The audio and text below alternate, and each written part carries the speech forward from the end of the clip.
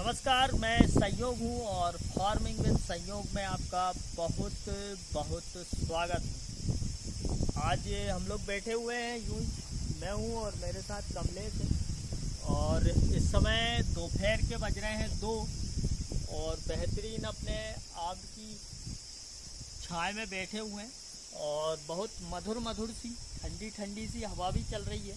इस हवा को हम लपट नहीं कह सकते हैं, वो इसलिए नहीं कह सकते हैं क्योंकि पीछे मूंग में पानी चल रहा है तो हवा वहाँ से ठंडी होती हुई जा रही है। आपको सीधे सीधे बताऊं तो छोटे वाले एसी का फील हो रहा है हम दोनों भाई को। और बैठे बैठे हम लोग धान की बात कर रहे थे। कुछ खास धान की वैरायटियाँ हैं जो मेरे यहाँ किसानों ने लगाई हुई थी, जिसमें सबसे पहले नंबर पे मैं रख रहा हूँ अराइज 6444 को। इसके बारे में पूरी बात बताऊंगा। उसके बाद में मैं रख रहा हूँ 1718 धान को, जिसने कि पिछले साल एवरेज में और मंडी के अंदर भाव में 11-21 धान का रिकॉर्ड भी तोड़ दिया था।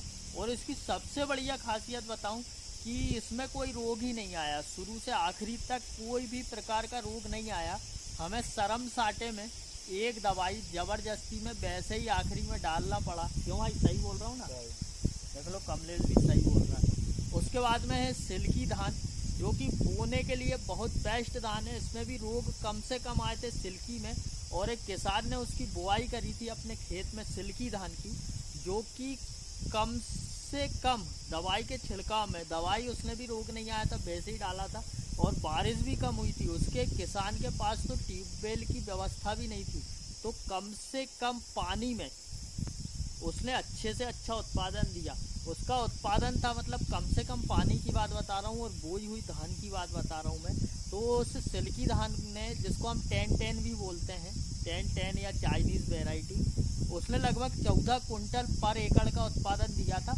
और पेड़ आपको बताऊं, बिल्कुल नीचे से इतनी हाइट, ज़्यादा से ज़्यादा 2 फुट से ऊपर पेड़ ही नहीं बढ़े, वो 2 फुट के नीचे ही रहा और 14 कुंटल का उत्पादन दिया कम से कम पानी में। तो भैया ये 3 धान है जो अपने लिए बिल्कुल परफेक्ट बनी हुई है, जिसमें से 17-18 धान मैंने पिछले साल लगाई थी और इस साल भी मैं 17-18 धान ही लगाऊंगा। पर आज हम बात करने वाले हैं अराइज 6444 गोल्ड धान की, जिसकी मैं आपको आज पूरी की पूरी जानकारी दूंगा। तो भाई साहब, ये मैंने पोस्टर में लिख लिया है, इसलिए कि मैं कुछ बातें भूल जाता हूँ, इसलिए लिख लिया है। तो अराइज 6444 धान जो है, उसकी सबसे बढ़िया बात ये है कि ये गिरती नहीं है ना। और कल्ले मैंने पिछले साल एक शॉर्ट वीडियो डाला था, जिसमें मैंने 36 से 40 कल्ले आपको एक पेड़ में गिन के दिखाए थे। आप 36 से 40 नहीं माने, आप अगर कम से कम इसके कल्ले मान लें तो आपको मैं बताऊं कि 20 से 22 कल्ले पर पेड़ आसानी से दे देगा। इसकी हाइट थोड़ी सी ज़्यादा रहती है, पर ये धान गिरती नहीं है। पर जिस किसान ने पिछले साल ये धान लगाई थी अपने खेत में, उस खेत में BPH रोग बहुत स्पीड में आ गया था। हालांकि कंपनी कहती है कि धान में रोग नहीं लगते, पर उसमें BPH लगा था, जिससे कि पूरी की पूरी धान गिर गई थी और किसान ने गिरी हुई धान को ही हार्वेस्टर से कटाया था। उसको कटाने के बाद में भी धान का एवरेज आपको मैं बताऊं 25 से 26 कुंटल पर एकड़ तक आसानी से आ गया था। तो धान अच्छी है, हालांकि इसमें BPH लगा था, एवरेज बहुत अच्छा दिया था। और ये धान किसान ने लगाई हुई थी स्यार वाले खेत में। स्यार यानी कि जहाँ पे बालुई दोमट मिट्टी होती है, रेतीली मिट्टी जिस खेत में होती है, जिसमें पानी आसानी से मिट्टी सूख लेती है, उस खेत में किसान ने धान लगाई थी, जिसके बाद भी इसने पैदावार बहुत अच्छी दी थी।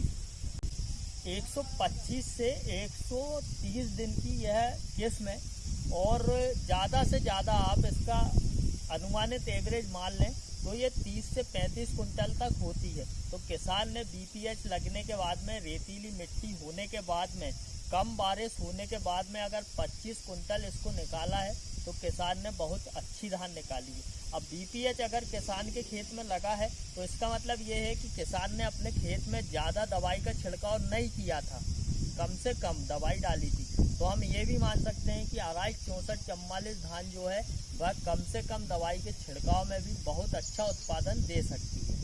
इसमें कम से कम हम माने तो 28, 20, 21 कल्ले भी आ जाएंगे। गिरी से गिरी हालत में 20 कल्ले तो इसमें आ जाएंगे। इसको लगाने की जो तारीख है वो 20 जून से 15 जुलाई तक हम इस धान को लगा सकते हैं, जो कि 125 से 130 दिन की धान है। और अगर हम इसको 20 जून से 15 जुलाई के बीच में लगाते हैं तो आसानी से ये पूरी बरसात के 4 महीने कवर करके हमें बहुत बढ़िया और अच्छा उत्पादन दे सकती है। अब इसमें एक बात और है कि हम मात्र 7 किलो बीज का हम क्यारी डाल के रोपा तैयार करके 1 एकड़ में हम 7 किलो बीज आसानी से लगा सकते हैं। इसको लगाने की दूरी रहेगी 20 सेंटीमीटर। आप 20 सेंटीमीटर के अंतराल में इस धान को लगाएंगे, क्योंकि ये धान कल्ले ज़्यादा करती है, बढ़ती ज़्यादा है, और इसकी जो डंडियाँ रहती है, धान की डंडी बोलेंगे क्या बोलेंगे, वो थोड़ी दूर दूर रहती है। इस कारण से इस धान को दूर लगाना पड़ता है। और ये इसका जो रोपा है उसको हम 18 से 25 दिन के अंदर में लगा सकते हैं। मतलब इसका जो धान का जब हम क्यारी तैयार करेंगे, इसके पौधे बनेंगे, तो हम छोटे छोटे जो पौधे हैं मात्र इतने इतने बड़े, वो भी लगाते हैं, तो इससे जो कल्ले होते हैं, टिलरिंग होती है, वो बहुत अच्छी होती है। तो यही हल्की फुल्की सी जानकारी थी RICE 6444 धान की। और रोग तो देखिए, जो रोग रहित वेराइटियाँ होती है उन वेराइटियों में भी रोग रखते हैं। हालांकि हमें प्रिवेंटिव में अगर रोग लग रहे हैं तो प्रिवेंटिव में उनसे निपटने के लिए दवाइयाँ डाल देना चाहिए, वो सबसे अच्छा और कारगर काम रहता है। या फिर रोग आने पर डालें। और इसके बाद में नेक्स्ट वीडियो में मैं एक अलग 17, 18, 11, 21 का वीडियो बना दूंगा, और उसी में मैं आपके लिए ऐड कर दूंगा 1509 और एक अलग से सिल्की धान, यानी कि जो कि अपनी 1010 है, और उसी को कहते हैं चाइनीज़। इसकी कुछ वेराइटियाँ रहती है जैसे अलग अलग, जैसे RICE 6444 की भी और भी वेराइटियाँ हैं इस तरह से। तो इनकी मैं एक अलग वीडियो बना दूंगा। पर आप चाहें, आपके पास आप धान लगाना चाहते हैं हाथ से, और आपके पास पानी कम है, आप दवाई कम से कम डालना चाहते हैं, तो आप 6444 धान जरूर लगाएं।